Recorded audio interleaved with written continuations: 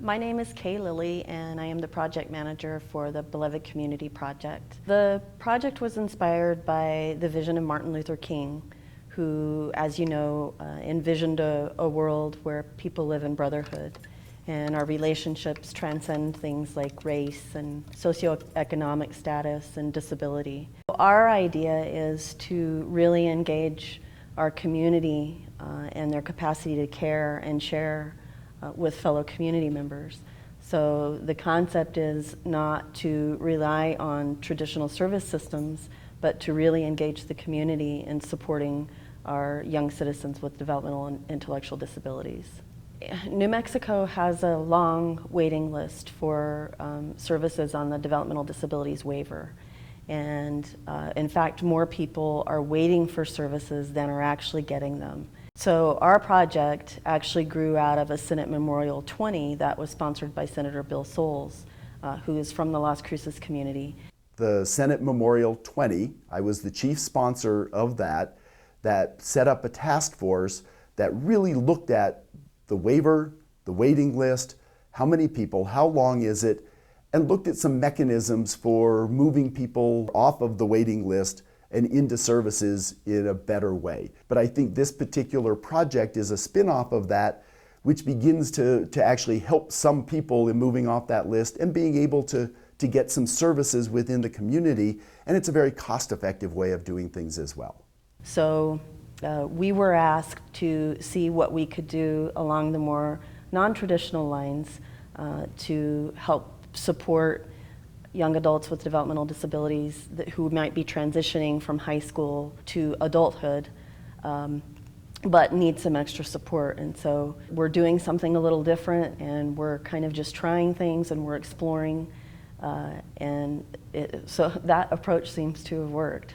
When Kay came out to the house to introduce herself and start the process with us, we were very surprised at how different it was. And she asked things like, what were his dreams? What did he see his future? What did we see his future? And what kind of dreams did we have for him? And this was a whole new process for us. We had never been asked those types of things before. In the Beloved community, I feel that you've looked at Rebecca as a whole person with her strengths first and foremost. And you go to those strengths and you look at her interests and you make activities that are specifically geared towards her. What we did is we just got to know young people that were referred to the project by the Department of Health, and we got to know their families and learned about what was important to them, what their values are, what their hopes for the future are, what some of the gaps in support are. And then from there, we developed opportunities to learn and grow.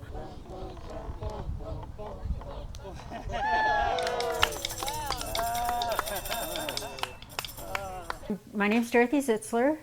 I'm a multimedia artist. Several of the people are really taking hold with their experiences, and they're branching out with paintings and different pottery pieces. They'll share them with people. They'll do commissioned work for people.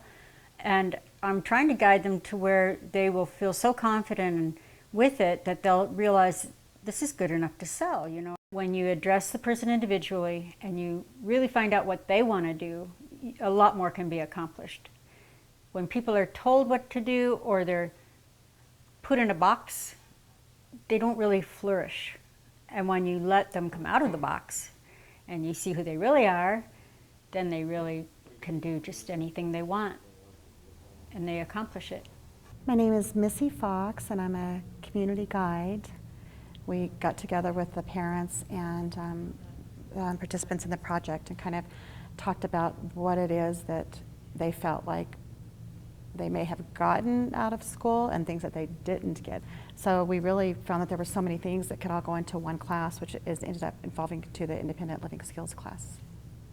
So we're teaching them, the people, skills on using a microwave, using a toaster oven, using a crock pot. We're talk about how much things cost. We do comparisons between generic items and name brand items and fresh food and processed foods.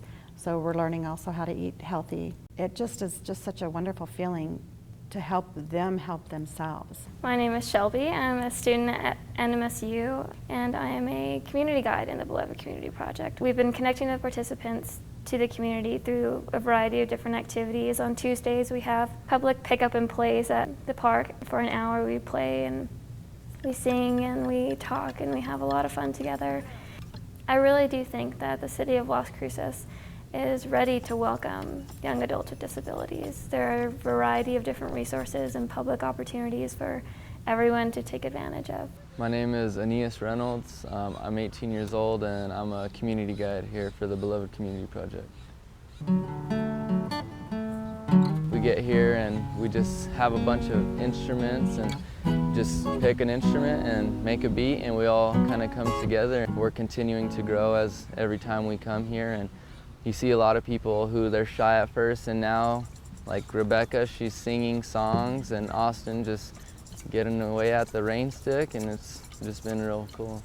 We just create opportunities for people, and if they want to come, then they'll come and they'll have a wonderful time.